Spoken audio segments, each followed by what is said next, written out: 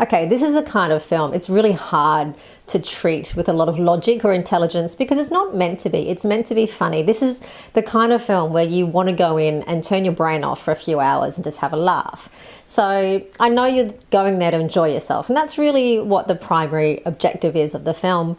It wants to make you happy. It wants to make you have a good time. So I don't want to focus too much on the content in order to make it sound like I'm kind of, pulling the film apart, if you like. I just want to let you know what you can expect when you go and see this film. So we'll start with the violence. There really isn't a whole lot of violence in the film. And I mean, you wouldn't even really call it violence. It's just very comic book and slapstick, what you do see. So there's stuff like people get hit by vehicles, there's punch-ups and fights where you see someone being tackled and elbowed in the crotch, wrestled to the ground, punched in the face, all that sort of stuff. But it's for comic effect. It certainly isn't meant to upset you. Out of this, you do see a little bit of what you'd call blood and gore. One woman, you see some quite serious injuries to her face. She has a very burned and scarred face as a result of an accident. And you do see, split bloody lips and bloody noses and that kind of stuff. But you don't see a whole lot of injury detail. Again, it's not a gory film either. What you do see, though, is quite a bit of sex and nudity. So you see full frontal female nudity from both the front and behind, and you also see full male nudity as well. In that case, the genitals are obscured, though. And in between, you see a lot of just scantily clad females. You see an exposed breast here and there. You see, people in towels and things like that.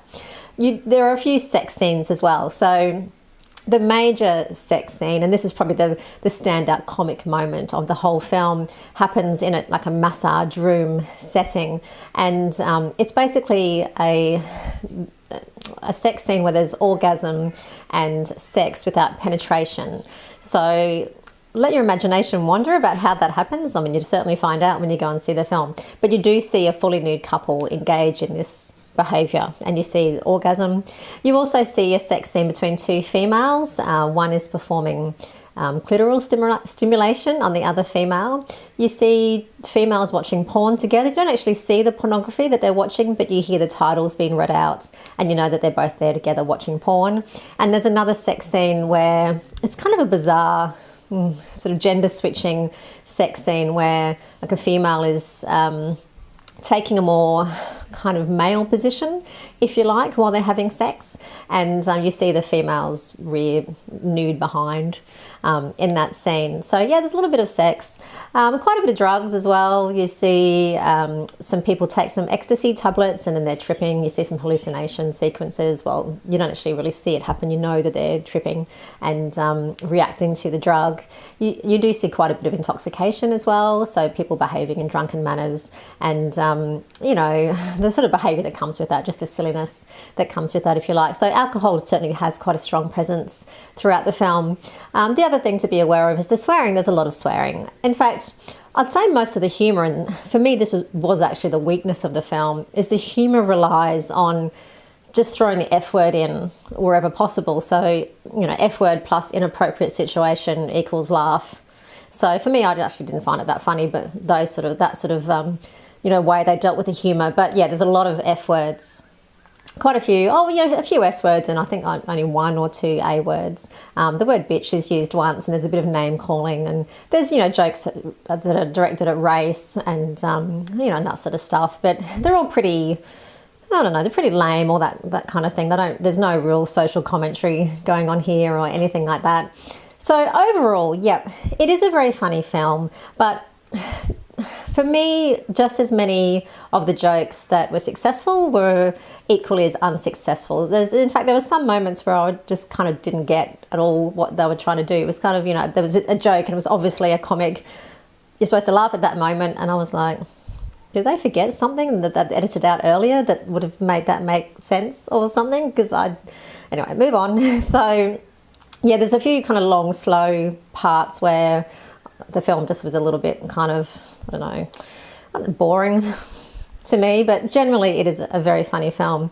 But if you're not going to go just for the laughs, the performances are quite interesting, particularly Aubrey Plaza. She's amazing. I mean, just amazing in this film. If you're a fan of hers anyway from Parks and Rec, then she just steals this film completely. Zac Efron, yeah, you know, he's actually another good standout character or standout cast member in the film. He does a really good job given what he has to work with. I think the weaknesses are actually from Adam Devine. I think he just tries a little bit too hard, and there's a lot of improv in the film, and after a while, you know, it's like that person, when you give them the mic and you just want to take it back off them, like, okay, yeah, you were funny, but just, you know, that's it, stop. He's a bit like that for me, where you just want to kind of take the batteries out. And Anna Kendrick, I mean, I adore her usually, but again, I think she was trying a little bit too hard in this film to play the dumb character. In fact, there's one scene between the two girls where they obviously feel so uncomfortable and don't really know how to play this, you know, bimbo character, that they're kind of standing like this and being like, yeah, so it looks like that. Is that funny? No, of course it isn't. Anyway, so that's my kind of wrap up of the film. I mean, yeah, it is, you know, like I said, fairly profane. There's lots of sex and nudity and swearing and drug use and alcohol use throughout the film. If you want to see more detail about exactly what is present in the film, then check it out on the website, which is cinemum.net. Otherwise, hope to see you at the movies soon. And before you go, take a moment to subscribe.